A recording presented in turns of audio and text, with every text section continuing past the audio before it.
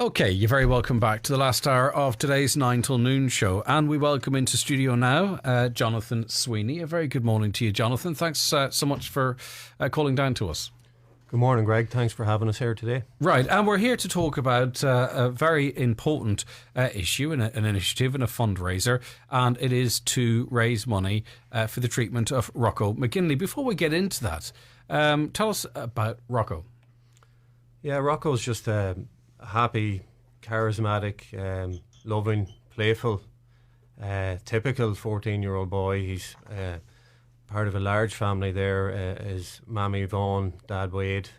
He's 3 older brothers, Dean, Jordan and Warren, and he has 4 younger siblings as well, Cooper, Winter, Arya and Bodie.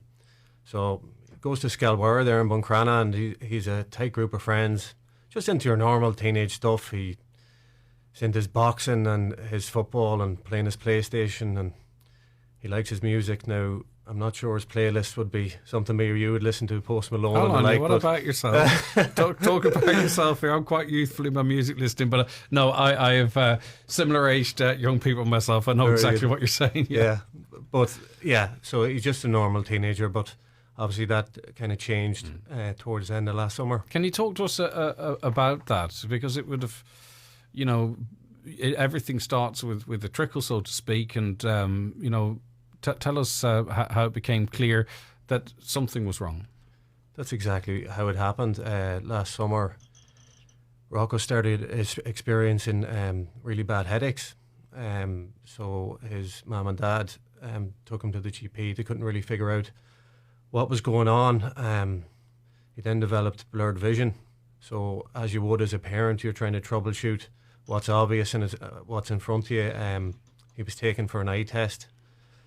The thought at that stage maybe, it might be something to do with his vision, but unfortunately it progressed then that he lost the power in his limbs one day and lost his balance, at which point the alarm bells rang and they knew something serious was up. He was quickly taken for an MRI then, and they had the results the next day. That was the start of October, and that's really when the nightmare for the whole family started. Rocco it was diagnosed that he had a large tumour on his brain. Mm-hmm. So it was devastating news for the family. Like a couple of weeks beforehand, they thought he might need glasses. So to get that news, he was rushed to Temple Street Children's Hospital, where he received great care. Now, it'll be just an example of the way Rocco is like, and I suppose how hard it is to take for a 14-year-old all this information.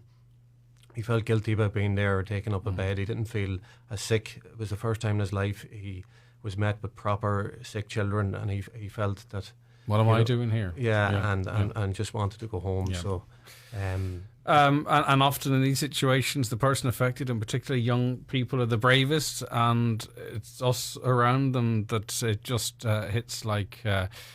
It's just absolutely devastating news for the immediate family, but the extended family as well, and friends.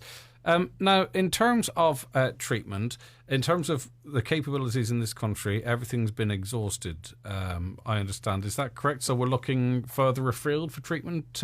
Is that right, Jonathan? Yeah. Just to rewind it back a step, Greg, just he had a biopsy then in Temple Street. Mm-hmm. And bad news went from bad to worse in that he was diagnosed as having a malignant tumour, a very rare one that can't be operated on. So he was taken over to St. Luke's, where he underwent radiation therapy. Again, another story about Rocco and the big heart that he has. He's over there and he's going through all that, and he spent most of his time. There's an elderly lady there, and she had to go through the radiation therapy too, and he spent a lot of his time just easing her worries and making sure that she. So he wasn't thinking on himself. No. He was seeing what can I do to make this person's experience more manageable. Yeah. So yeah, that's kind of where it's at.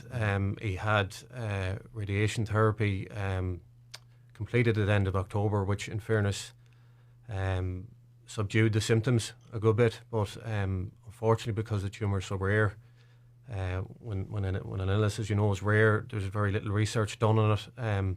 So his parents had to widen the field in relation to finding treatment, and found a facility in Houston, Texas that can offer Rocco the treatment he needs. With that, obviously, it's expensive, and money was needed to be raised to get him over there. Yeah, so. And you know, it's connected and unconnected. It's got nothing to do with Rocco, but you know, we were watching a film the other night. John Q. It's not much of a film, but it's quite good. But it was about just the way things in America is that the difference between making treatment for a child and not was money. Yeah. But that's the reality we live in, unfortunately, that it comes down to families and the communities to fundraise for treatment, important treatment.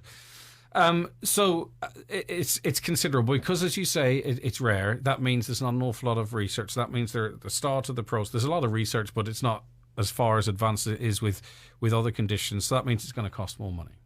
Correct, yeah. Okay. Just on that, maybe if John Q was from Donegal, he mightn't have had to hijack or what to do. The hospital, yeah, exactly. That's it, and that's what it came down to. And it's sort of the reason it was an interesting program is because it made us, and particularly parents, that moral. What do you do? Dilemma, what would you do? Exactly. You know, it was just and that's where Yvonne and Wade are. You'll move heaven and earth is the bottom line. Absolutely. Outside of Hollywood, that's exactly what you do, and that's what they're trying to do. On that, just not being from Donegal myself originally, up here 13 years, I would have to make a comment that I always felt there was a great sense of community in Donegal, and whether it's good times or bad times, really support their own. And this is definitely the case here. Like, family are blown away with the support received so far.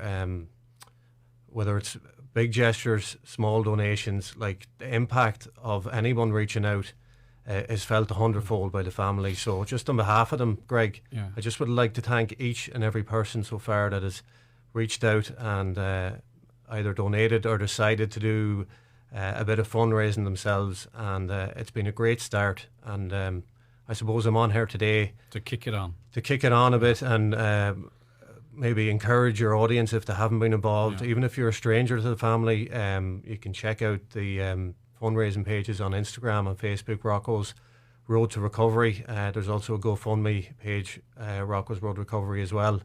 And we'd encourage anybody out there to give us more support. And we'll talk about the targets and where you need to get to, but just talking about that community support again, when you're dealing with something like this, it's very lonely, because there's not an awful lot of people know precisely what you're going through, and it feels like a battle. Certainly at the beginning, I would imagine, as well as the financial support, just to know so many people are supporting Rocco and the family, it has to have made a very, very difficult situation just more manageable, that to sense, right, you know what, everyone's behind us here. That's exactly it. The primary goal is to get the money for Rocco's treatment.